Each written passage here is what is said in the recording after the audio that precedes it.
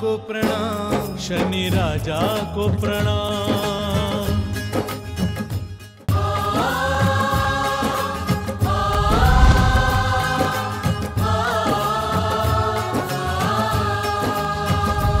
शनि देवा को प्रणाम, शनि राजा को प्रणाम।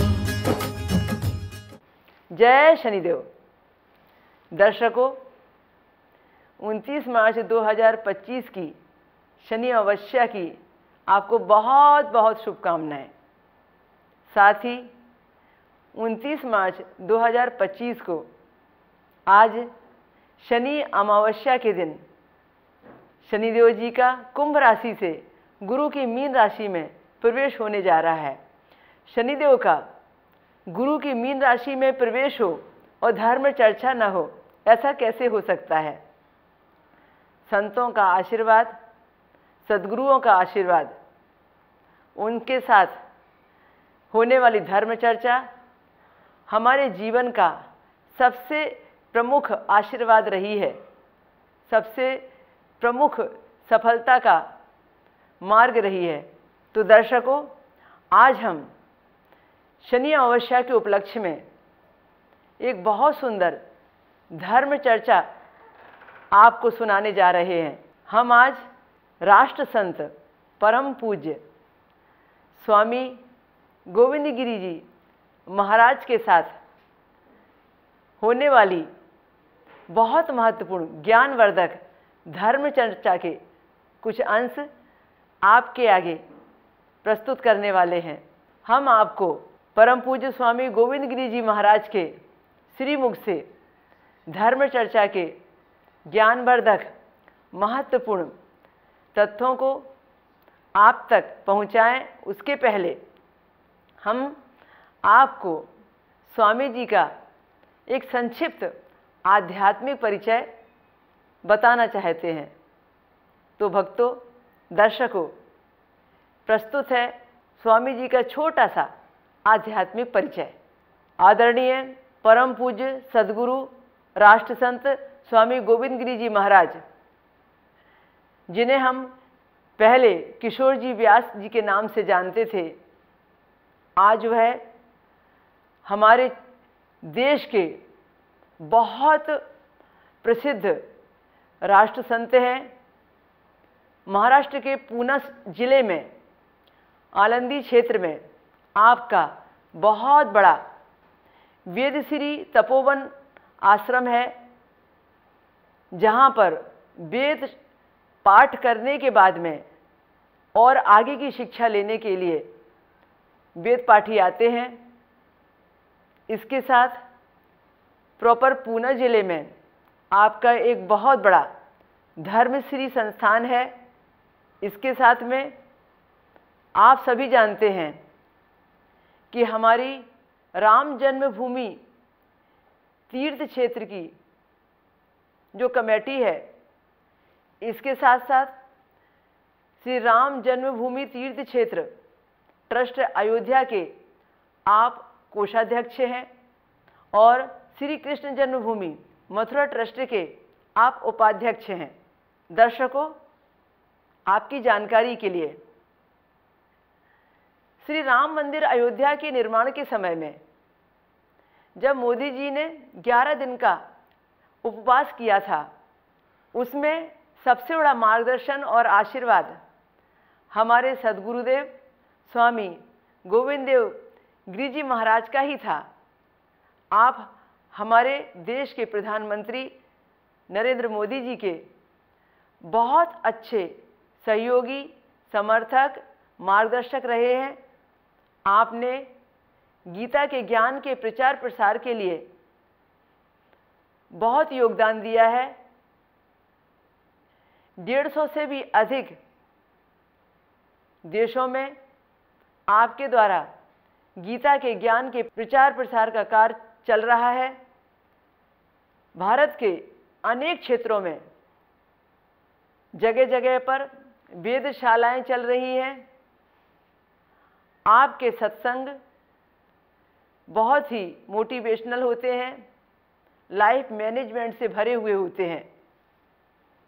आदि गुरु शंकराचार्य के ऊपर आपके किए गए सत्संगों को लोगों ने बहुत सराहा है और आप वर्तमान में, यदि मैं कहूँ कि आज के आदि गुरु शंकराचार्य तुल्य हैं तो कोई अतिशयोक्ति ना होगी।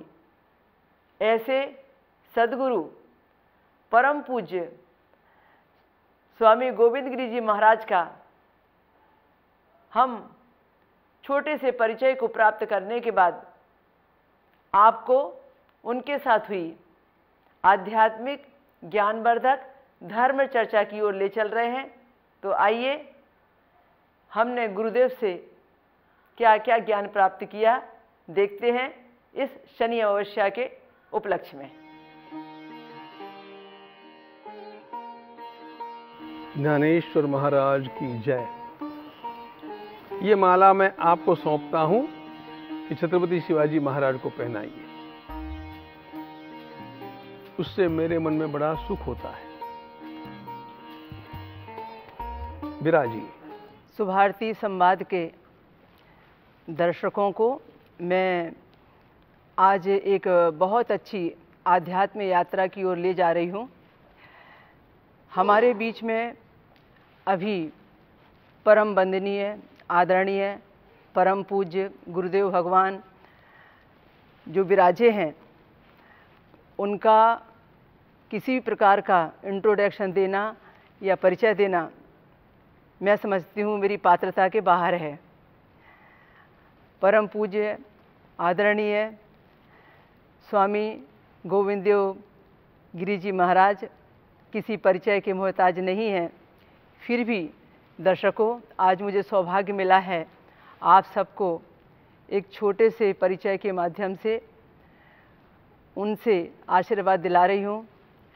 आप श्री राम मंदिर ट्रस्ट के प्रमुख कोषाध्यक्ष हैं और सबसे बड़ी बात यह कि हमारे जो प्रधानमंत्री महोदय हैं आदरणीय नरेंद्र मोदी जी, जब वो प्रधानमंत्री नहीं थे उसके पहले से आप उनके अधिमित्र और मार्गदर्शक रहे हैं। ये हमारे लिए परम सौभाग्य की बात है और यह परिचय शायद दूसरे लोग नहीं जानते हैं।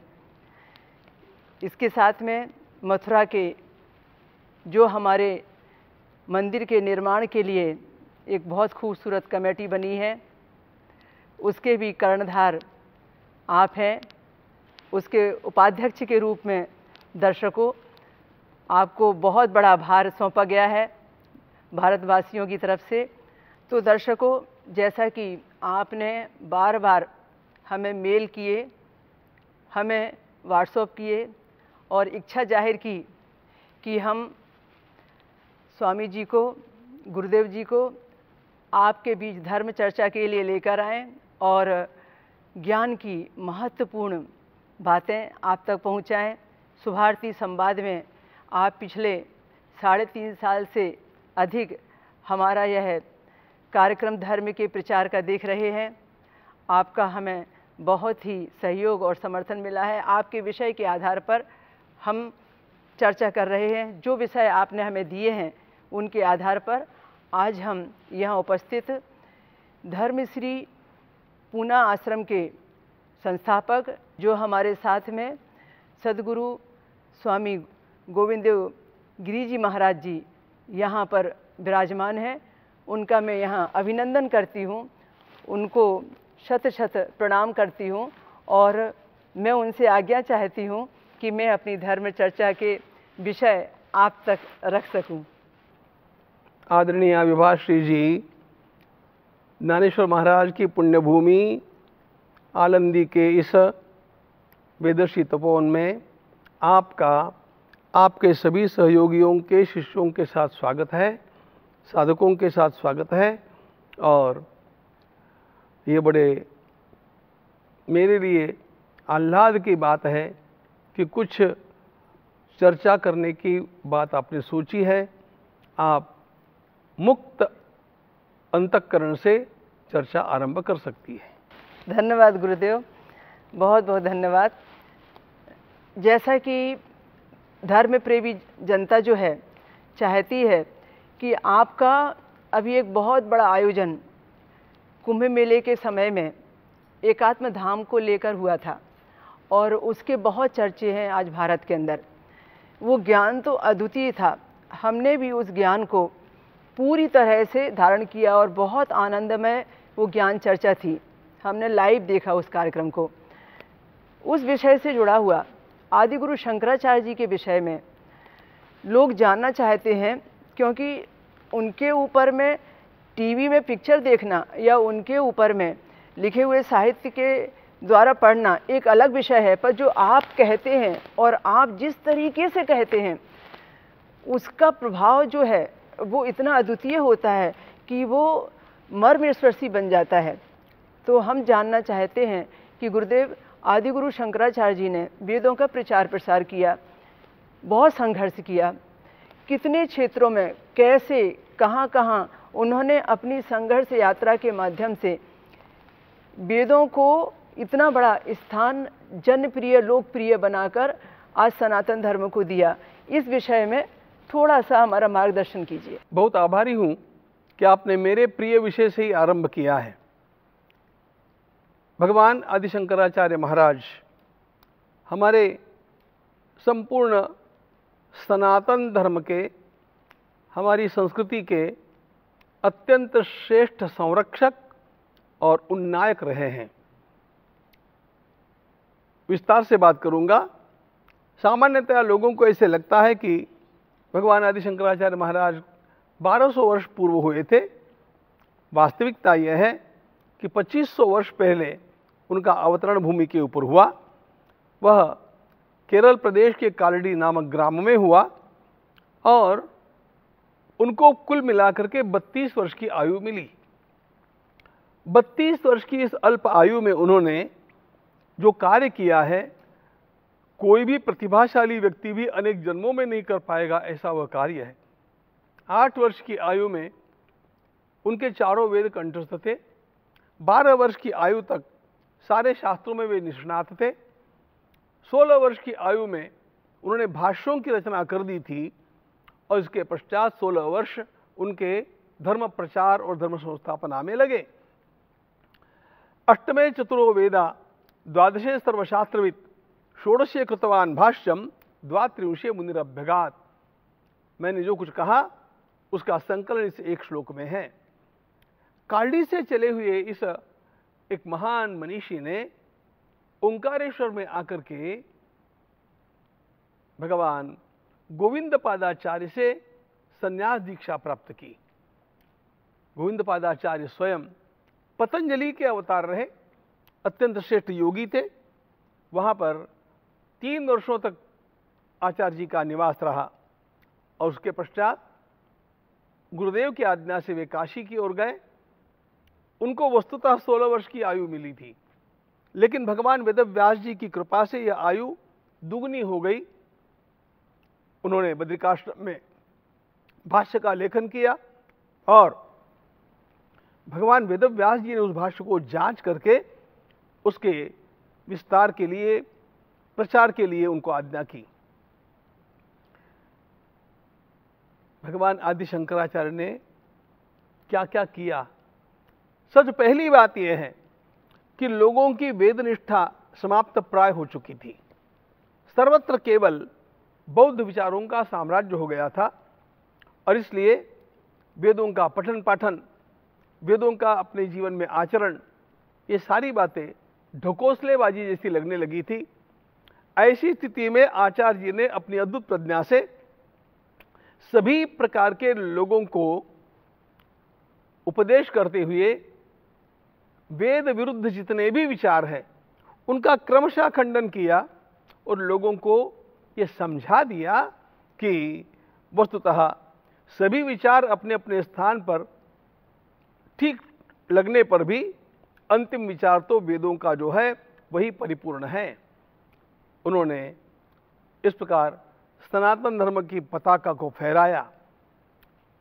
इसके लिए उनको स्थान स्थान पर जाकर के शास्त्रार्थ करना पड़ा।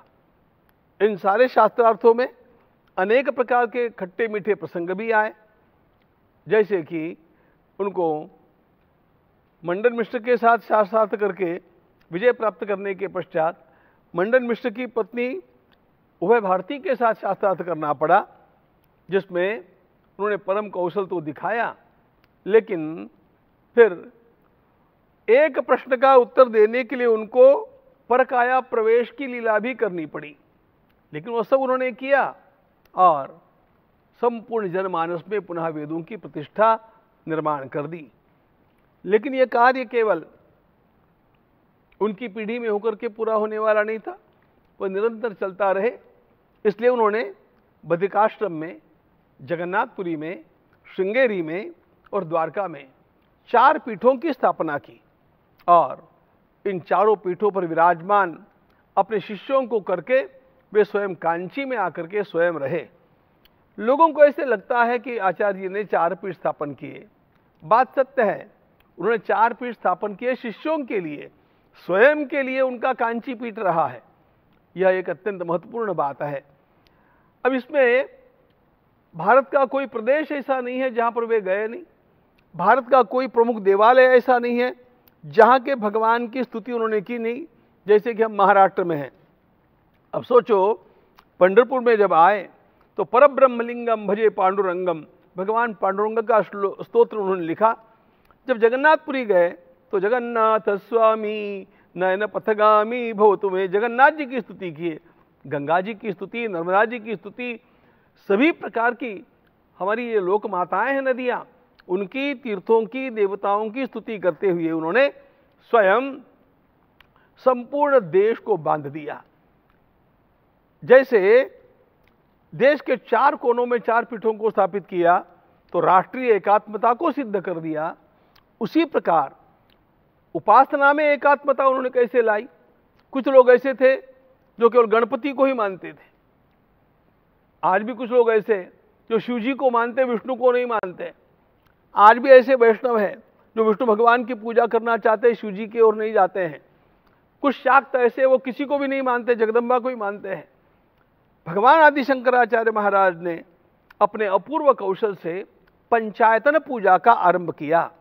उन्होंने गणपति, जगदम्बा, शिवजी, विष्णु भगवान और सूर्य भगवान, इन 5 देवताओं के संप्रदायों को इकट्ठा किया और एक सुंदर पद्धति चलाई।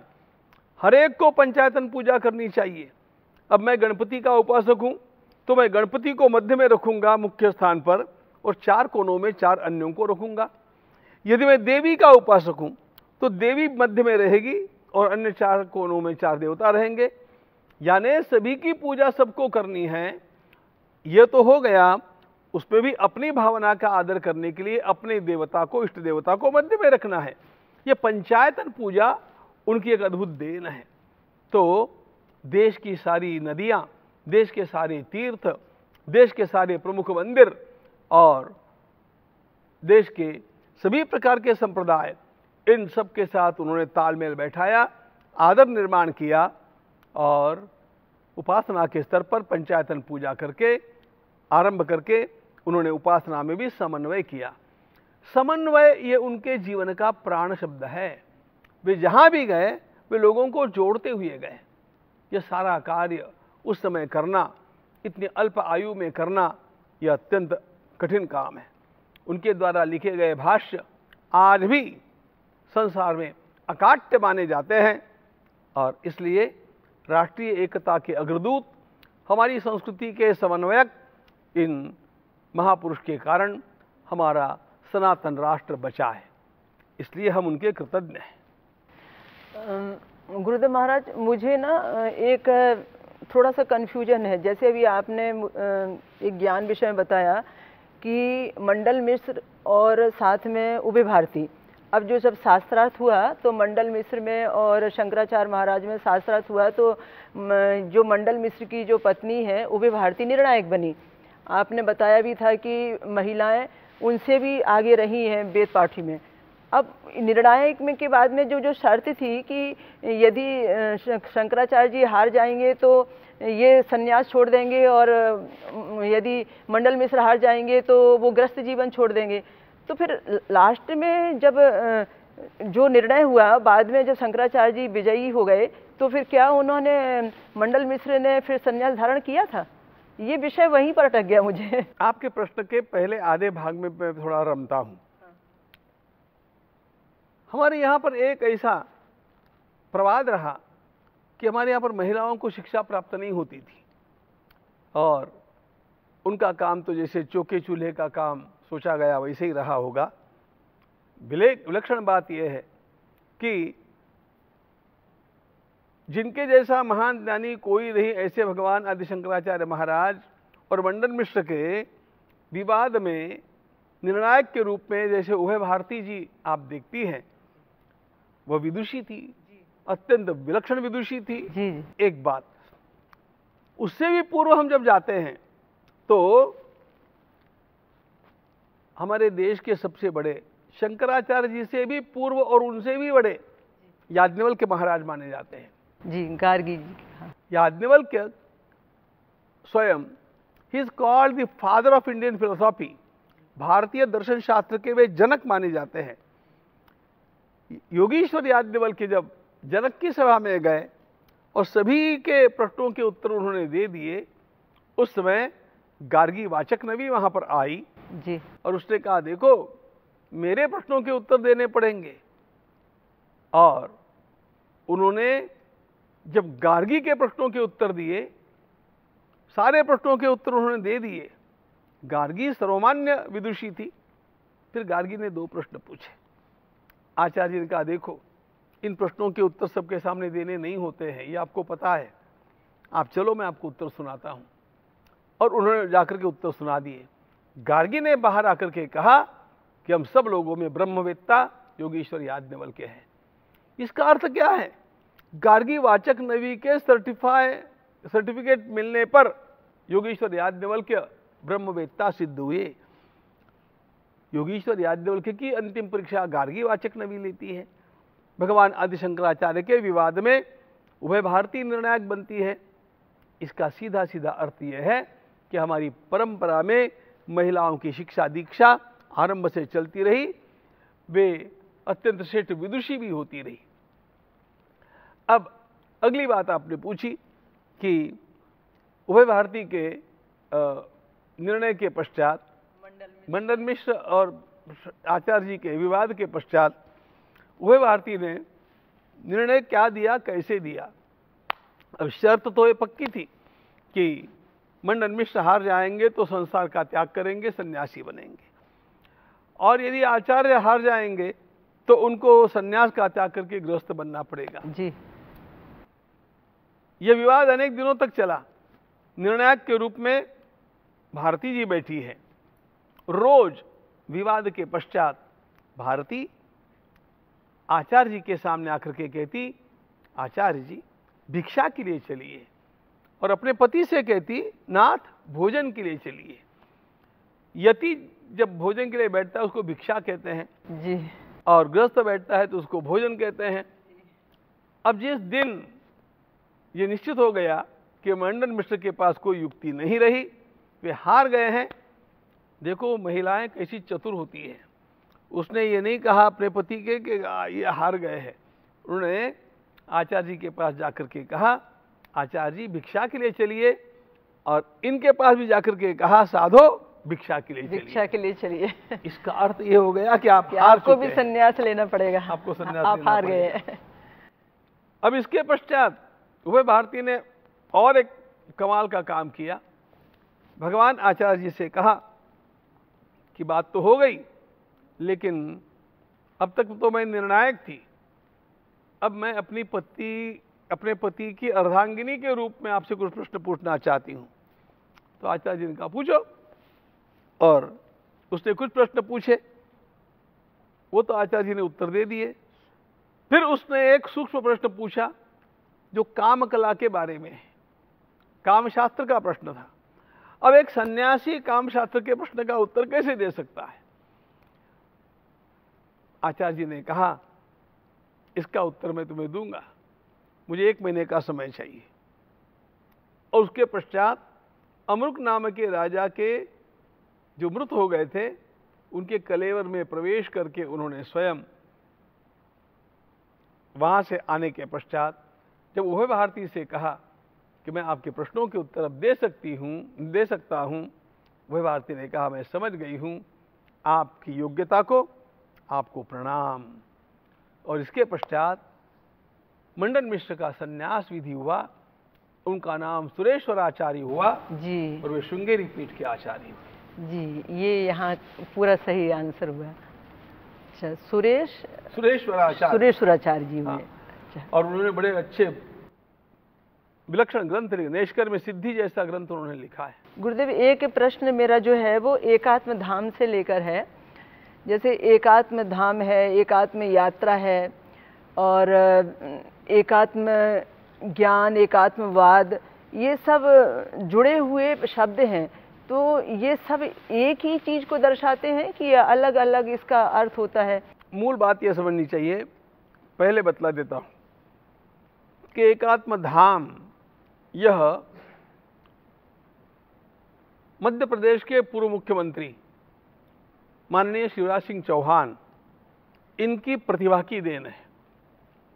उनका भगवान आदि शंकराचार्य के लिए बड़ा आदर भाव रहा और उनको ऐसा लगता रहा कि जब ओंकारेश्वर यह भगवान आदि शंकराचार्य महाराज की शिक्षा भूमि है, वहाँ उन्हें अपने गुरुदेव मिले और वहाँ 3 वर्ष रह करके उन्होंने स्वयं योगाभ्यास सीखा और भी कुछ अपने गुरुदेव से पाया। तो माननीय मुख्यमंत्री जी को लगा कि यहाँ पर आचार्य जी का एक उत्तम स्मारक होना चाहिए, उनका एक विलक्षण स्थान यहाँ पर बनना चाहिए। 108 फीट की एक सुंदर प्रतिमा वहाँ पर भगवान आदि शंकराचार्य महाराज की स्थापित की गई। पिछले वर्ष ही हम सब लोग वहाँ पर गए थे उसके लिए। और यह जो 108 फीट की आचार्य जी की प्रतिमा है, आपको कहीं पर भी भगवान शंकराचार्य जी की खड़ी प्रतिमा नहीं मिलेगी। ये खड़ी प्रतिमा है और आप सभी दृष्टियों से देखिए, इतनी सुंदर लाइव प्रतिमा बनना बड़ा कठिन था, लेकिन वो उन्होंने सिद्ध किया। अब उसके साथ साथ आचार्य जी के ग्रंथों का अध्ययन करने के लिए वहाँ पर ग्रंथालय, अनुसंधान के लिए छात्रों को छात्रवृत्ति और वहाँ पर रखना, और शंकराचार्य जी के साहित्य के ऊपर निरंतर अलग अलग प्रकार के वर्कशॉप्स, परिसंवाद आयोजित करना, ये काम चला ही है। इस पूरे कार्यकलाप का जो मुख्य केंद्र है उसका नाम है एकात्म धाम जी। अब एकात्म धाम ऐसा जो नाम दिया है, यह भगवान आदि शंकराचार्य महाराज का जो मूल विचार है एकात्मता का, उसके कारण, अद्वैत का जो उनका विचार है उसके कारण जी। अब एक बात ध्यान रखनी चाहिए, भगवान आदि शंकराचार्य ने कभी नहीं कहा कि मेरा विचार है। हमारी परंपरा में कोई भी ये नहीं कहता है कि ये मेरा विचार है। ये आधुनिक बात है ऐसी बात करना। इतना सुंदर ज्ञानेश्वरी जैसा ग्रंथ भगवान ज्ञानेश्वर महाराज ने कहा, और कहा क्या, ये मेरा विचार है, ऐसा नहीं कहा। उन्होंने यही कहा कि ये तो सद्गुरु का प्रसाद है जो मुझे मिल गया जी। किम बहुना तुमचे केले धर्म कीर्तने सिद्धि ते पावले, ये तो माझे असे उरले पाई कपण। हमारे यहाँ पर जो विचार होता है वह श्रुति स्मृति पुराणों से सिद्ध होना पड़ता है। तो वेदों का, उपनिषदों का और हमारे सारे शास्त्रों का विचार एकात्मता का विचार है। यानी क्या, यानी मेरे भीतर जो चेतना है वही आपके भीतर है, और वही चेतना सारे संसार में सबके भीतर है जी। सबके भीतर वह एक ही चेतना, एक ही आत्मा होने के कारण एकात्मता जी गुरु जी। और ध्यान रखना, इसमें एक बहुत बड़ी बात है। यदि हम इस बात को हृदय से स्वीकार करेंगे तो अपने आप ही हम किसी का द्वेष नहीं करेंगे, किसी के साथ वैर नहीं करेंगे।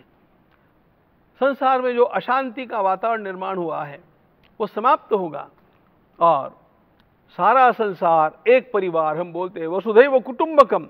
ये कैसे होगा? आपके मेरे भीतर एक परमात्मा विचरण कर रहे हैं, विलास कर रहे हैं। ये बात ध्यान में आनी चाहिए।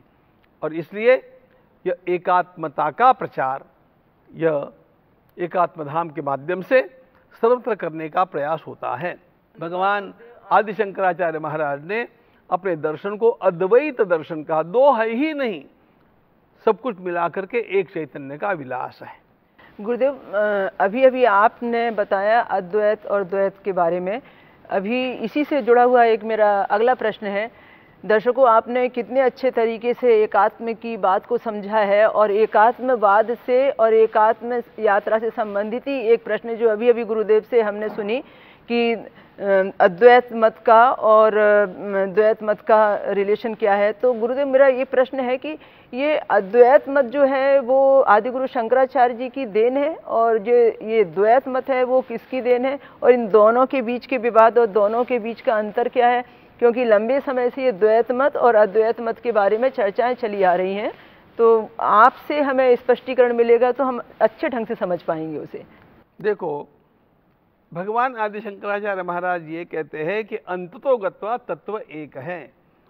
और आज भी जब हम हिजेनबर्ग को पढ़ते हैं या आधुनिक वैज्ञानिकों को पढ़ते हैं, ये सारे ये कहते हैं कि the whole universe is bottled up radiation.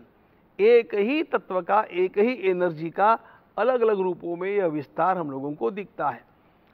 तो यह हो गया अद्वैत, दो है ही नहीं, सब कुछ जो है एक सच्चिदानंद तत्व का विलास है। यह अद्वैत का विचार है। ये विचार हो गया, लेकिन जब रोज व्यवहार करना होता है तब आपके साथ मेरा व्यवहार अलग होगा, इनके साथ मेरा व्यवहार अलग होगा। द्वैत में आना पड़ता है। व्यवहार में द्वैत है, तत्वनिष्ठा में अद्वैत है। अच्छा। और इन दोनों का बैलेंस रखना चाहिए।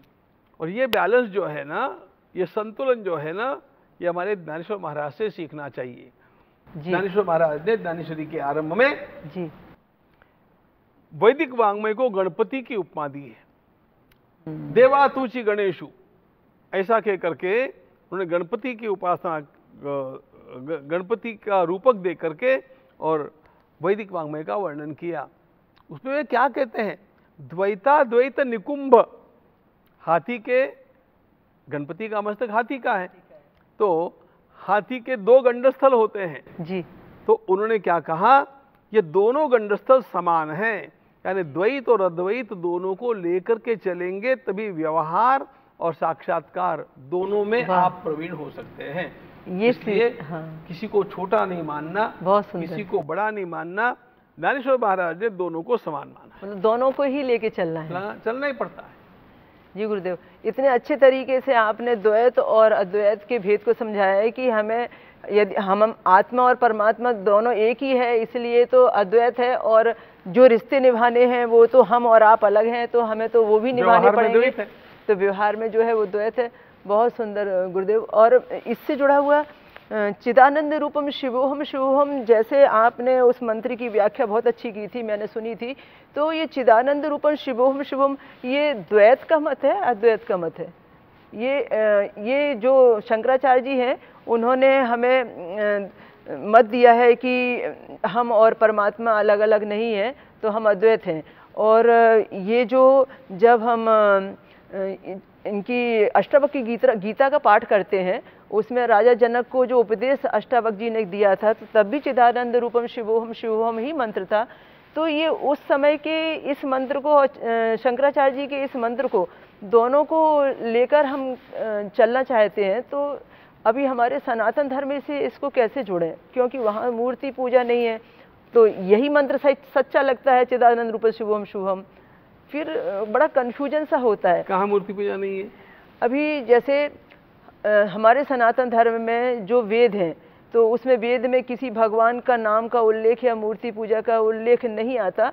ऐसा वेद पाठी लोग और वेदों के ज्ञान में कहीं कहीं हमने पढ़ा है, सुना है।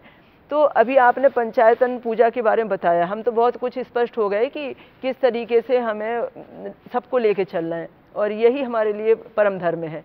अब ये जो प्रश्न है चिदानंद रूपम शिवोहम शिवोहम, तो ये जो शंकराचार्य जी का दिया मंत्र है, अष्टावक्र गीता का मंत्र है, या हम लोग इसको जाप करें, या हम लोग इसको अद्वैत मत का मान के चलें, वो सही है?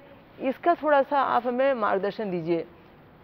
पहली बात यह है कि वेदों में मूर्ति पूजा या सगुण साकार भगवान नहीं है जी ऐसा जिनको लगता है जी। वह बात ही गलत है। ओह, वेदों में सगुण साकार परमात्मा का वर्णन है। बहुत सुंदर। नमो हिरण्य बाहवे ऐसा जब कहते हैं तो भगवान का हाथ हिरण्मय है, स्वर्ण जैसा है, बिल्कुल। तो हाथ है ना, जी जी। तो वहाँ पर क्या हो गया? ऐसा वेदों में भगवान के विभिन्न अवयवों का वर्णन आपको मिलेगा। जी इसलिए वेद भी सगुण साकार परमात्मा की आराधना करने के लिए हम लोगों को आदेश देते हैं। बहुत ये सुंदर। बात हमारे मन में आनी चाहिए। प्रतीक रूप में आया है। हाँ। हाँ जी।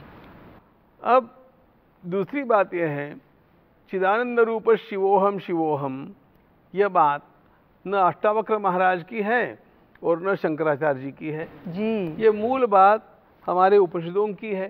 जी उपनिषदों ने स्वयं हम लोगों को ये सिखाया है जी। और उसी को अष्टावक्र जी ने अपनी भाषा में कहा है बहुत और सुंदर। शंकराचार्य जी ने अपनी भाषा में कहा है और भगवान ज्ञानेश्वर महाराज ने अपनी भाषा में कहा है। जी इसलिए इन लोगों के एक्सप्रेशंस, इन लोगों की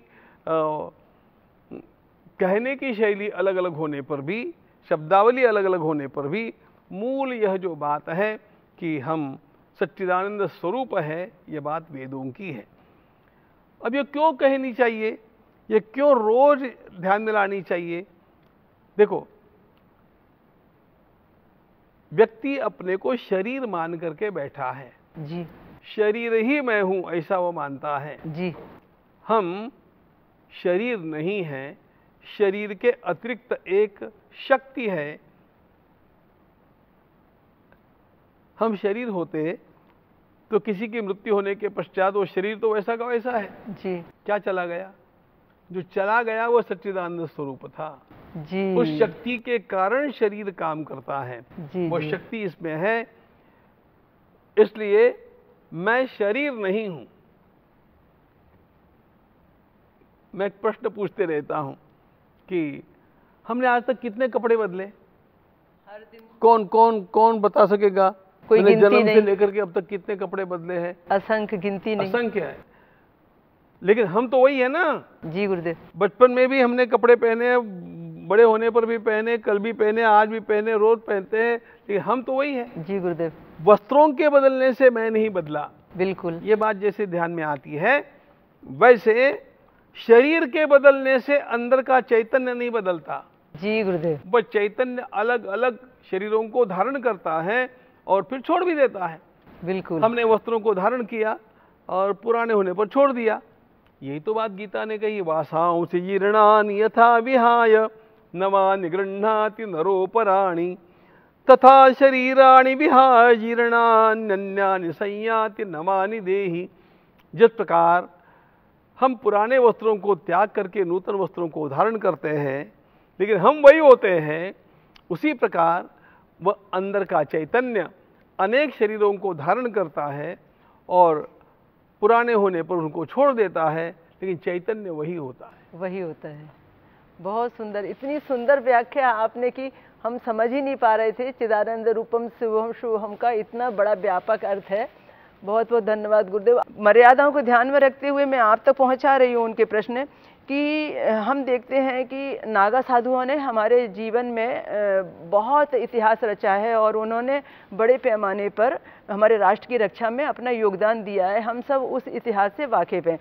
पर उस समय जब वो नागा साधु हुआ करते थे तो वो जंगलों में रहा करते थे और आज के समय में सब आश्रम बस्तियों के अंदर में आ गए हैं। और कुंभ मेले में जहाँ बहुतायत से सारा समाज होता है, राष्ट्र की सबसे ज़्यादा धर्म प्रेमी जनता रहती है, बहन बेटियां हैं, माताएं रहती हैं, उस समय में भी हम टीवी के ओपन पर्दे पर नागा साधुओं को हम ऐसे ही देखते हैं दिगंबर भेष में। तो समझ में नहीं आता है कि जो संकोच है महिलाओं का हम कैसे आप तक पहुंचाएं कि क्या ये बदलते हुए परिवेश में आज हमारी सब मान्यताएं, परंपराएं सब बदल रही हैं और हम चेंज कर रहे हैं कुछ कुछ नियमों को। तो कुछ ऐसा चेंज किया जा सकता है कि वो भी अब थोड़ा दिगंबर भेष से कुछ अपने को चेंज कर पाएंगे? ऐसा होना चाहिए क्या? हमारी परंपराएं, नागा साधुओं ने बहुत बड़ा काम किया है। मेरे जीवन की आवश्यकताएं कम से कम हो। नग्नता का अर्थ ये है कि केवल जीवन धारण करने जितना अन्न ग्रहण करके मैं अपना जीवन यापन कर सकूं और बाकी सारा समय मैं परमात्मा की आराधना और राष्ट्र की सेवा के लिए लगाऊं। राम मंदिर का जो सबसे पहला संघर्ष हुआ उन्होंने वो नागा साधुओं ने किया था। जी गुरु जी। तो हम इस परंपरा के लिए कृतज्ञ हैं। अब ये एक परंपरा है। अब जैसी बात आपने रखी, विदेशों में भी मुझे बहुत सारे लोगों ने ये बात कही। जी गुरु जी। आप तो महिलाओं की बात करती है, लेकिन मुझे विदेशों में पुरुषों ने भी कहा जी। कि ये हम लोगों को देखना थोड़ा सा संकोचजनक लगता है, इसलिए इसको बदलना चाहिए। तो मेरा उत्तर उसके लिए यही है जी कि समय के बदलते हुए काल में यदि ये बदला जाने की बात इन लोगों को स्वीकार होती है तो जी। बदलना चाहिए, लेकिन हम इसकी आलोचना न करें, हम उस परंपरा को तोड़ने का प्रयास न करें। हम प्रार्थना कर सकते हैं और मुझे ऐसा लगता है कि कुछ दिनों के पश्चात इन लोगों में अपने आप ही इस प्रकार का विचार आएगा। एक दूसरी बात भी ऐसी है कि ये नागा साधुओं की पुराने ज़माने में बस्ती जो होती थी वो वनों में होती थी। अभी भी ये लोग जब दिखते हैं ये कुंभादिकों के मेलों में ही दिखते हैं, अन्यथा कहीं वो दिखते हैं नहीं, समाज में कहीं वो घूमते हुए दिखते पर नहीं। गुरुदेव वहाँ ही तो असंख्य लोग हैं और वही तो सारी दुनिया उसी में तो देखती है उनको। हाँ, और दुनिया में लोगों को यह भी उससे सीखने मिलता है कि मनुष्य किस प्रकार न्यूनतम आवश्यकताओं से भी अपने जीवन को रख सकता है। तो धीरे धीरे कुछ लोगों में ये परिवर्तन आ भी रहा है और भी आएगा। हम अपेक्षा भी रखते हैं, प्रार्थना भी करते हैं, आलोचना नहीं करते हैं, और मेरा विश्वास है कि धीरे धीरे ये परिवर्तन अपने आप होगा। बहुत बहुत धन्यवाद गुरुदेव, आपने इतनी बड़ी मन की शंकाएं दूर की और इस विषय को लेकर तो मैंने बड़ी हिम्मत की आपके पास प्रश्न पहुंचाने की और मुझे इतना संतोषजनक जवाब भी मिला कि वक्त के साथ में उनकी मान्यताएं बदलेंगी और वो व्यक्ति अपने मन से ही उसको में कुछ चेंजेस लाने को तैयार भी हो जाएंगे। गुरुदेव, हम बहुत प्राउड महसूस करते हैं, बहुत गौरवान्वित होते हैं जब कभी भी हमारे देश के प्रधानमंत्री आपके मार्गदर्शन को स्वीकार करते हैं। और हमने देखा राम मंदिर के प्राण प्रतिष्ठा के समय में कैसे आपने उनको व्रत करवाया और किस तरीके से व्रत खुलवाया। सारी दुनिया आपको उस रूप में आज भी बहुत ज़्यादा सम्मान आज भी आपके लिए दे रही है। गुरुदेव, मैं आपको अभी 29 मार्च शनि अमावस्या के समय, जो हमारा शनिदेव का राशि परिवर्तन दिवस है, 2.5 साल में एक बार शनिदेव एक राशि से दूसरी राशि पर आते हैं।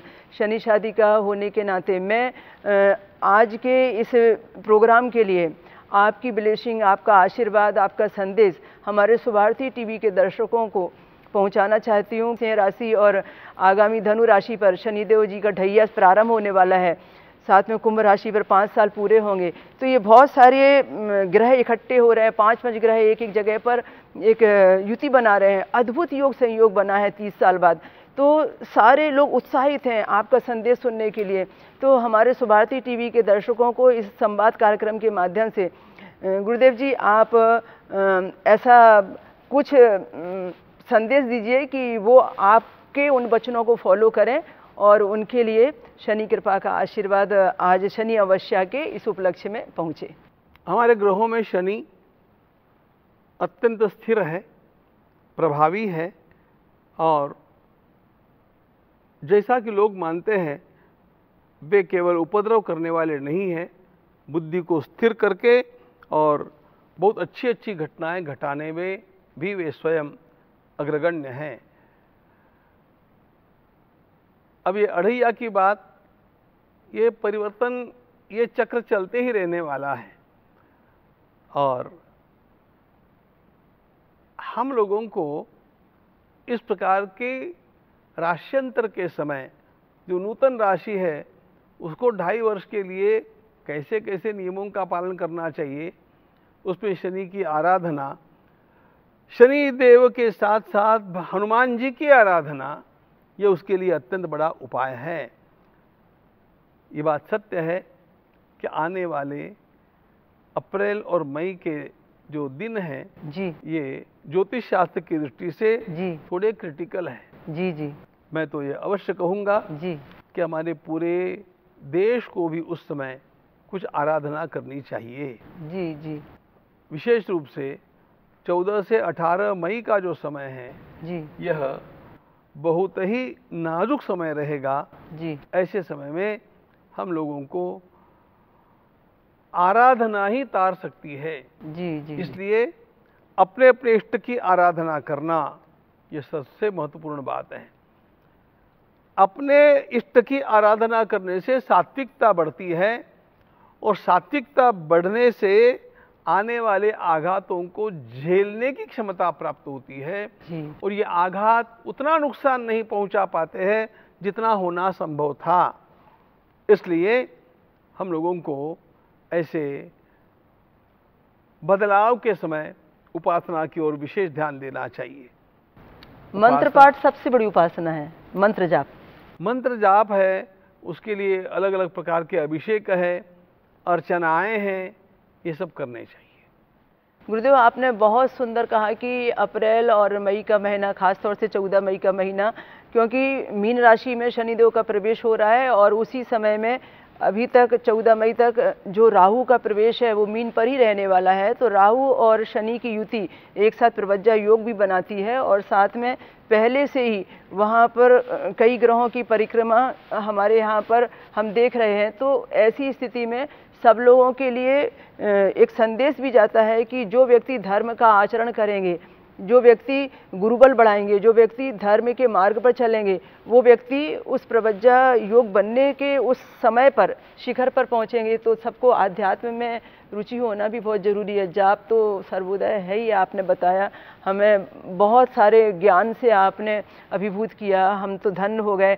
हमें कल्पना नहीं थी कि बंद नेत्र को इस तरह से भी हम खोल सकते हैं। इतनी अज्ञानता दूर हुई, इतने अंधविश्वास मिटे, इतनी दुविधाएं हटी। बहुत सारा हमने सत्य प्रकाश को पढ़ा था, स्वामी दयानंद सरस्वती के उस ज्ञान को जाना था। उसके बाद में आपके श्रीमुख से वही बातों को सुना और उस तरीके से सुना कि ऐसा लगता है कि ये विषय कभी खत्म होना ही नहीं चाहिए। गुरुदेव, वेद श्री तपोवन आनंदी पूना के बारे में बस 2 शब्द आपके मार्गदर्शन के लिए चाहिए। महर्षि वेदव्यास प्रतिष्ठान का निर्माण ही हुआ है वेदों के अध्ययन के लिए। यह निर्माण हुआ 35 वर्ष पूर्व। उसके स्थापना का स्थान आलंदी है। आलंदी श्री ज्ञानेश्वर महाराज की भूमि है और मेरा संपूर्ण विश्व में सबसे अधिक विश्वास और मेरी निष्ठा आलंदी में है। यह कहने में मुझे कोई संकोच कभी लगता ही नहीं है। मैं जो कुछ हूँ और हमारे कार्य जो कुछ है उसका सारा श्रेय भगवान ज्ञानेश्वर महाराज की कृपा को जाता है। उनकी ही कृपा से आज जम्मू से मणिपुर तक 40 वेद विद्यालय अपने कार्यरत है और इन 40 वेद विद्यालयों का प्रमुख विद्यापीठ यहाँ पर आलंदी में, आलंदी और देहू के मध्य में मोशी स्थान पर विराजमान है, जिसका नाम वेदर्षि तपोवन है। वेदर्षि तपोवन में वे छात्र आते हैं जिन्होंने वेदों का अध्ययन पूरा कर लिया है। वेदों का अध्ययन पूरा करने के पश्चात हमारे धर्म के लिए और क्या अध्ययन करना चाहिए, राष्ट्र के लिए और अध्ययन क्या करना चाहिए, इसकी शिक्षा दीक्षा यहाँ पर होती है। सांस्कृतिक नेतृत्व निर्माण करने का काम हम वेदर्षि तपोवन के माध्यम से कर रहे हैं और यही कार्य हमारे देश के लिए अत्यावश्यक है, ऐसी हमारी धारणा है। ये सब लोगों का सहयोग और भगवान की कृपा से चलता है। मुझे आनंद है कि आज वेदर्षि तपोवन के बारे में कुछ बातें मैं लोगों के सामने रख सका। मुझे पहले पता नहीं था, अभी भी पता चला कि गत 4 वर्षों से सुभारती संवाद में आदरणीय विभाश्री दीदी दर्शकों के लिए उपलब्ध होकर के और ऐसी ज्ञान चर्चाएं कराती है। मैं आपका यानी विभाषी दीदी का भी और शुभारती संवाद का भी अभिनंदन करता हूं और आपकी सेवा के लिए सभी लोग निरंतर उत्सुक रहते हैं, उन सभी दर्शकों का भी अभिनंदन करता हूं। ज्ञानेश्वर महाराज की जय। मैं आपका बहुत बहुत आभार व्यक्त करती हूँ, बहुत बहुत धन्यवाद देती हूँ। गुरुदेव भगवान, आपने हमें सिखाया है कि किस तरीके से धर्म के मार्ग पर चलने से ही हम जिंदगी में शिखर पर पहुंच सकते हैं। धर्म ही सर्वोपरि है, इस बात को हम हमेशा याद रखेंगे और आपके एक एक शब्द, आपके ज्ञान के एक एक वाक्य हम अपने जीवन में धारण करेंगे और हम चाहेंगे कि आगे भी हमें ऐसा सौभाग्य प्राप्त हो कि आपकी आज्ञा के अनुसार हम फिर से एक धर्म चर्चा अपने पाठकों को कभी पहुंचाने का सौभाग्य प्राप्त कर सकें।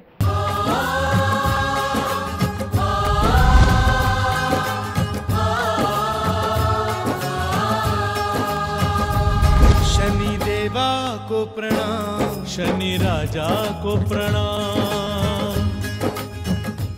शनि साधिका डॉक्टर विभाश्री दीदी जी का संक्षिप्त परिचय। श्री शनीश्वर तीर्थ क्षेत्र, शनि आश्रम, चिकल थाना, छत्रपति संभाजी नगर, महाराष्ट्र की आप संस्थापिका हैं। आपके इस शनि आश्रम में ही 24, 25, 26 जून 2023 को एक भव्य पंचतत्व महोत्सव पंच महाभूत लोकोत्सव का आयोजन हुआ था। पंचतत्वों की सुरक्षा और संतुलन के माध्यम से जीवन रक्षा के लिए इन पंचतत्व महोत्सव में राष्ट्रीय संत सम्मेलन का आयोजन हुआ। इस आयोजन के प्रथम दिन का दीप प्रज्वलन अनेक महामंडलेश्वरों, पीठाधीश्वरों ने मिलकर किया। संपूर्ण कार्यक्रम का आयोजन और संचालन प्रसिद्ध एस्ट्रोलॉजर साधिका डॉक्टर विभाश्री दीदी जी ने ही किया, जिनके व्यक्तिगत निमंत्रण पर भारत के अनेक राज्यों से 100 से भी अधिक संत, महात्मा, सद्गुरु, आध्यात्म शिरोमणि श्री शनि आश्रम, छत्रपति संभाजी नगर, महाराष्ट्र की पावन भूमि के संत सम्मेलन में पधारे थे और पूरे महाराष्ट्र क्षेत्र से भी लगभग 500 संत, महात्माओं, प्रवक्ताओं, विद्वानों ने भी इस आयोजन में भागीदारी निभाई और प्रमुख वक्ताओं ने अपने अपने उद्बोधन से लोगों को मंत्रमुग्ध भी किया, जिसमें कोल्हापुर महाराष्ट्र के कनेरी मठ के पीठाधीश्वर स्वामी अदृश्य काट सिद्धेश्वर स्वामी जी, अखिल भारतीय गोसेवा संघ रायपुर छत्तीसगढ़ के प्रमुख दूधाधिधारी मठ के मठाधीश महामंडलेश्वर श्री राजेश्री महंत श्री राम सुंदर दास जी महाराज प्रमुख थे। साथ ही बीजेपी के राष्ट्रीय प्रवक्ता श्री सुधांशु त्रिवेदी और नारी रत्न राजेश्वरी मोदी उर्फ राज दीदी, नारायण रैकी सत्संग परिवार मुंबई ने अपनी ओजस्वी मोटिवेशनल वाणी से सभी को मंत्रमुग्ध किया। 3 दिनों में 30 से अधिक वक्ताओं को सुनने का सौभाग्य मिला। शनि साधिका डॉक्टर विभाश्री दीदी जी के द्वारा संचालित इस राष्ट्रीय संत सम्मेलन की ज्ञानवर्धक झलकियां शनि साधिका दीदी जी के ही ज्ञानवर्धक कार्यक्रम शुभारती टीवी के शुभारती संवाद साधिका डॉक्टर विभाश्री दीदी जी के साथ कार्यक्रम का महत्वपूर्ण हिस्सा भी बनी। इस पूरे त्रिदिवसीय संत सम्मेलन में साधिका डॉक्टर विभाश्री दीदी जी की सुपुत्री अभिनेत्री विभूति शर्मा जी ने अपना महत्वपूर्ण योगदान दिया और सभी संत महात्माओं, अतिथियों की स्वागत व्यवस्था को संभाला। मैं शनि आश्रम छत्रपति संभाजी नगर से आज उस 2.5 साल की शनिदेव जी की यात्रा परिवर्तन पर क्या क्या हुआ उसकी जानकारी आपको दे रही हूँ। शनिदेव जी के यात्रा परिवर्तन पर यहाँ पर लोगों ने पैदल चलकर यात्राएं पूरी की। उनकी मन्नतें थीं कि वो अपने गांव से, अपने घर से, अपने मोहल्ले से, अपने शहर से इतने इतने किलोमीटर दूर से पैदल चलकर आएंगे और अपने कष्टों का निदान करेंगे। बहुत सारे व्यक्ति बाइक में, कार में, बहुत सारे व्यक्ति बाहर से, अलग अलग स्टेटों से, महाराष्ट्र के अलग अलग ज़िलों से आए और उन्होंने यहाँ पर सामूहिक रूप से शांति पूजा का, शांति अभिषेक का, हवन यज्ञ अनुष्ठान पूर्णाहुति का लाभ उठाया। आज का यह आयोजन आपने लाइव प्रसारण में भी देखा।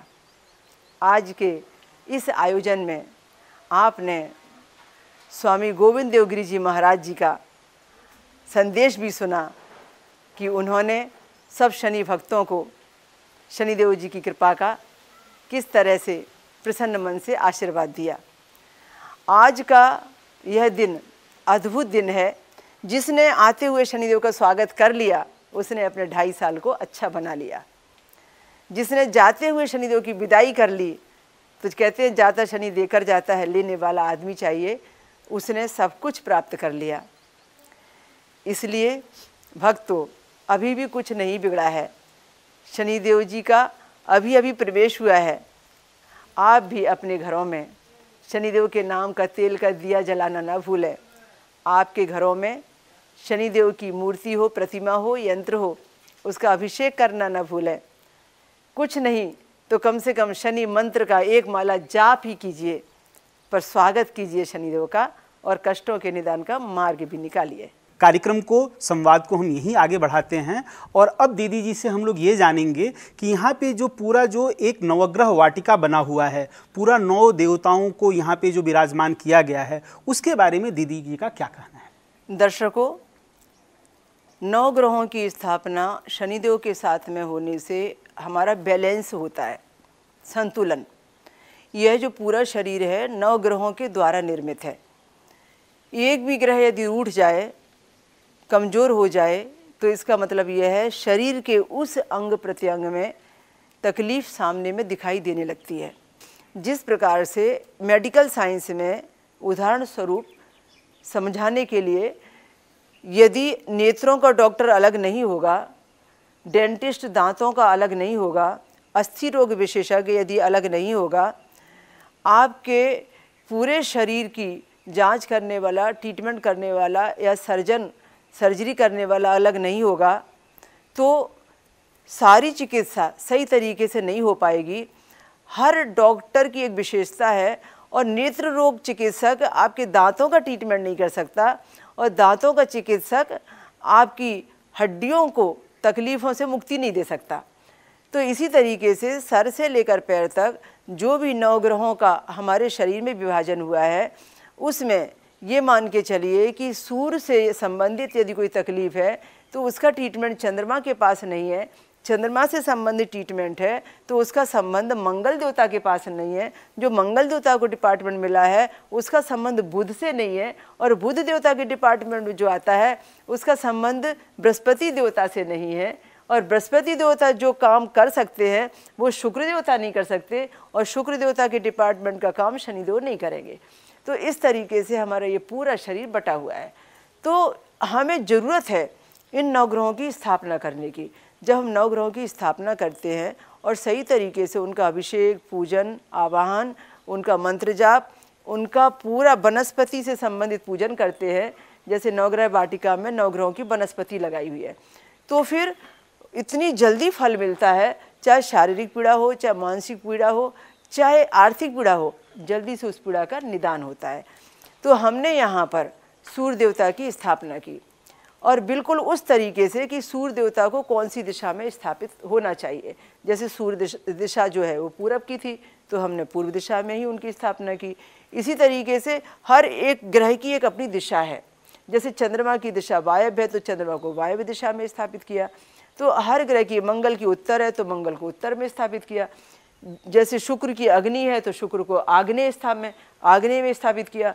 तो हर ग्रह को उनके दिशा के अनुसार में हमने स्थापना का स्थान दिया, और वो हर ग्रह अपनी दिशा के अनुसार में बैठकर उस दिशा को देखते हैं जो उनके देखने की दिशा है।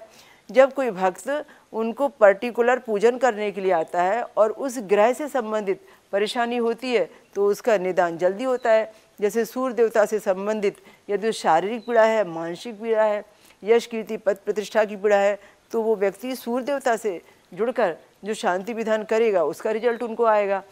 मंगल देवता की स्थापना जो हमने मंगल की पीड़ा निदान के लिए की है, जैसे मंगली दोष वाले व्यक्ति हैं, अंगार का दोष वाले व्यक्ति हैं, मंगल से संबंधित कोई शारीरिक बीमारी है, कोई विजय प्राप्ति के लिए, कोर्ट कचहरी के लिए, मुसीबत, रोग, शोक, भय, बाधा, ऋण से संबंधित कोई तकलीफ है तो मंगल देवता ही उसे दूर करेंगे। कोई भी एक्सीडेंट, घटना, दुर्घटना है तो मंगल देवता ही उसे बचाएंगे। तो ऐसे जो अपने अपने डिपार्टमेंट है ना, उन डिपार्टमेंटों को पूरी तरीके से सही संचालित करने के लिए एक मंत्रिमंडल समझ लीजिए कि बनाया गया और एक एक डिपार्टमेंट एक एक को सौंपा गया। तो ये 9 ग्रहों का मंत्रिमंडल है। तो अलग अलग देवता की स्थापना हमने की। बुध देवता जो वाणी के स्वामी हैं, जो व्यापार के स्वामी हैं, जो बहन बेटियों के रूप में अपनी सेवा लेते हैं, उनको भी हमने स्थापना में जगह दी। तो जिनकी संबंध बुध से है, रिक्वायरमेंट, वो बुध की पूजा करेंगे। तकलीफ आएगी तो उनसे संबंधित बुध ही उनकी तकलीफ को दूर करेंगे। ऐसी बीमारी में भी बुध की बीमारियाँ अलग है।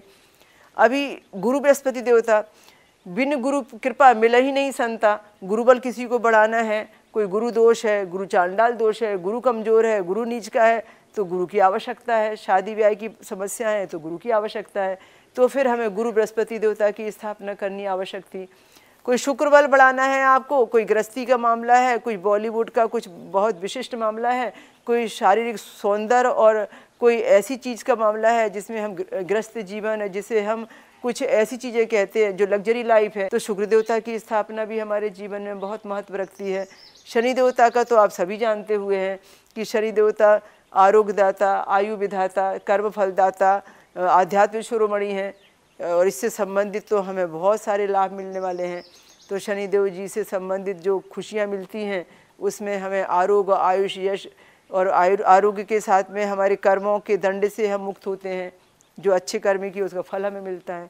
तो इसी प्रकार से राहु देवता और केतु देवता, दो और डिपार्टमेंट हमें मिलते हैं।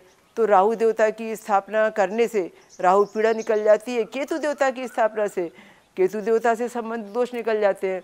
क्योंकि प्रत्येक की जन्म पत्रिका में कहीं ना कहीं तो राहु या केतु की दशा कभी ना कभी तो आनी ही है। तो उस दशा को नेगेटिव से पॉजिटिव बनाना है तो आपको राहु शांति की आवश्यकता पड़ेगी। तो इसीलिए हमने यहाँ राहु की मूर्ति की स्थापना की, हमने यहाँ केतु की भी मूर्ति की स्थापना की। तो केतु की मूर्ति की स्थापना के बाद में फिर लोगों को ध्वजा यानी उसका जो निशान है वो झंडा है, तो फिर ध्वज योग अच्छा हो जाता है, नुकसान कम हो जाता है और व्यक्ति विजयी हो जाता है। तो केतु देवता को नेगेटिव से पॉजिटिव बनाने के लिए एक अच्छा हमने यहाँ पर योग दिया लोगों को। बहुत बहुत धन्यवाद दीदी, सारी जानकारी देने के लिए बहुत बहुत आभार, बहुत बहुत धन्यवाद आपका। दर्शकों, आज के इस विशेष प्रोग्राम में बस इतना ही। अगले शनिवार 10 बजे फिर मिलेंगे इसी मंच पर एक नए संवाद के साथ। तब तक के लिए मुझे और दीदी जी को इजाज़त दीजिए। जय शनि।